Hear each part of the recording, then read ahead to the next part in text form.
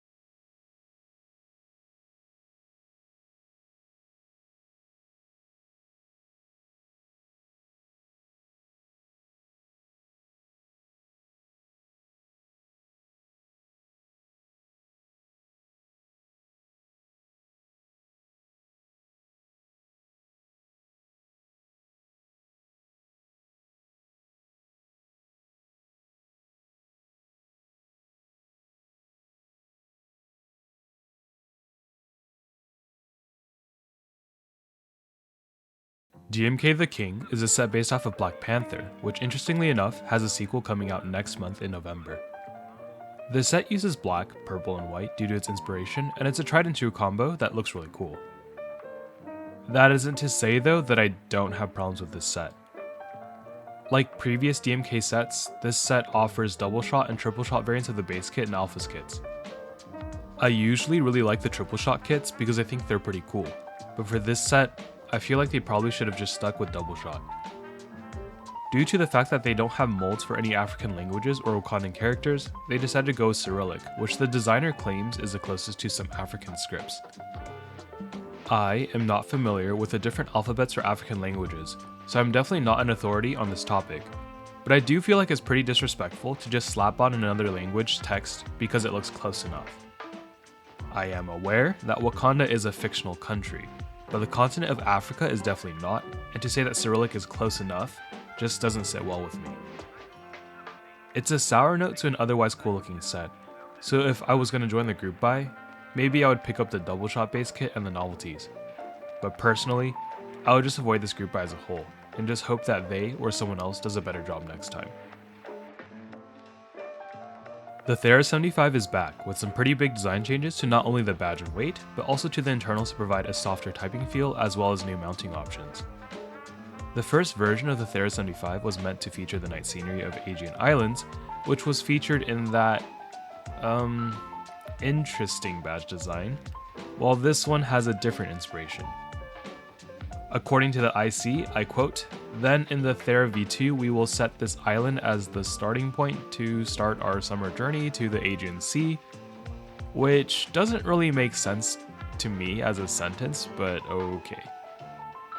Ignoring the weird sentences, I think that the design is pretty cool, and I'm optimistic about the changes that they made to the Thera75.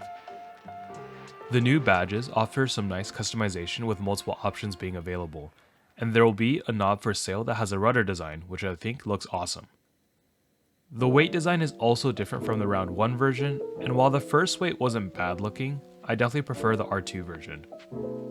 Regarding the internals that I mentioned before, the designers have made changes so that you can really modify the typing experience.